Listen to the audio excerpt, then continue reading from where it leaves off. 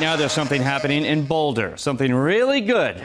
People are taking food that was destined for the dumpster and delivering it right to those who need it.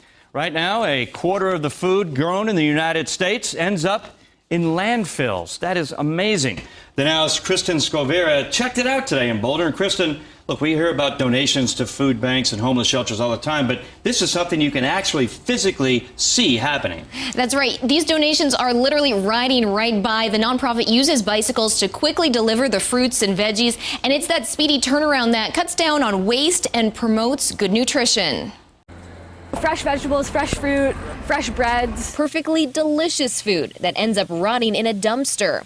Food's being thrown away, literally blocked away from where people need it. But not if the Boulder Food Rescue has anything to do with it. More than 150 active volunteers like Sienna Mann are packing the produce and peddling it across town. It's a great way to get exercise and to support our community.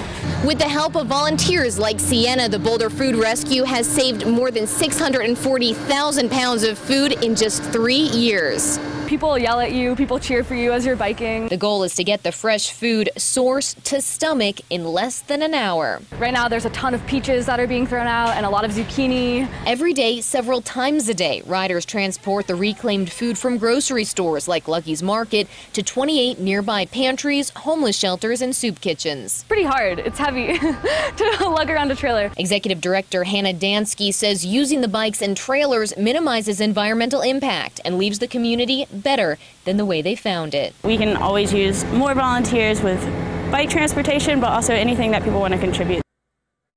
That's great. So if you got a bike, you can help out. How much food goes on the trailer? About 40 pounds they can fit on the trailer, so it's a pretty good workout. She was a little winded by the time we had our interview. She had to sit down at one point, but they do a lot of good work, and they need it to be fast because they only have 24 to 48 hours for a lot of this produce before it spoils. But I mean, it's perfectly good. Maybe a little bruised, maybe a little imperfect, but very edible. Right. So you get the food, pedal fast, and it ends up in the right place. Now, this is working in Boulder, right? Is it expanding anywhere else? It is. They are gearing up in other places, Denver, Colorado Springs. So like you said, if you have a bike and you want to get a good workout and help people out, give them a call. I'm sure they would love to have you. All right, Kristen, great story. Thanks so much.